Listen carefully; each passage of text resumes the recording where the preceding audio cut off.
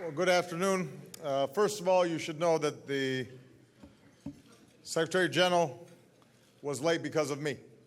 I take the blame. Second of all, I do think it's appropriate to thank the incredible hospitality of the people of New York City.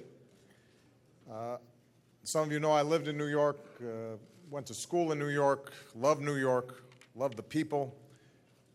But as somebody who has lived here as a civilian during UNGA, it is no fun. In fact, in 2008, I had already won the nomination, was a month away from my election as president, and had full Secret Service, and I still couldn't get through the traffic and had to walk 3 blocks in order to get into the building. That's how bad it was. So it is tough, but the people of New York, we want to thank you for doing what you do, because you are such an incredible city. I've already given a long speech today. I'm going to be very brief. As host nation, I want to thank all of you for your commitment to our work.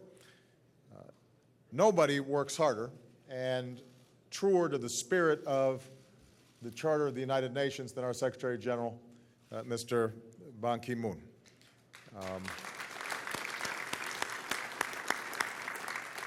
And so I want to publicly thank him for his tireless work on every issue, from Ebola to climate change to violations of human rights to armed conflict.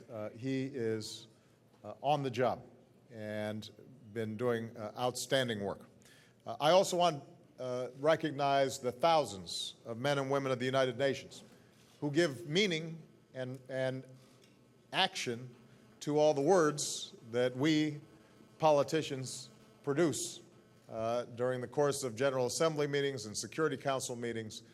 Oftentimes, they operate outside of the limelight, but if it were not for their dedication, hard work, and sacrifice, then this would just be a debating club.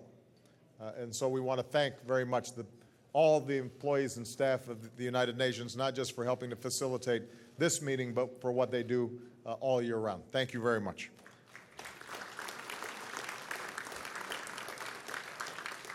Along those same lines, we want to salute the thousands of blue helmets who stand sentinel around the world, particularly across Africa and the Middle East. The tragic loss of 5 peacekeepers in Mali last week reminds us that there are real risks that these peacekeepers take on so that others can lead a better life. We salute the United Nations aid workers who are on the front lines of humanitarian efforts in Syria, delivering comfort and support to civilians battered by civil war. We thank the heroic UN health workers in West Africa who are combating Ebola and caring for the sick at some risk to themselves. These men and women from so many of our nations reflect the common pursuit of peace and prosperity. We could not be prouder of their work. They represent what I think the United Nations should be all about. And when I think of them, I'm reminded that although all of us have the extraordinary privilege of representing our countries in very high offices, the truth is change happens on the ground. And none of us can do this alone. So I propose a toast to the human spirit that these workers and personnel and peacekeepers around the world represent, the best of who we are and what we all share in common as children of God and as people who hope to pass on peace and prosperity to our children, our grandchildren, for generations to come.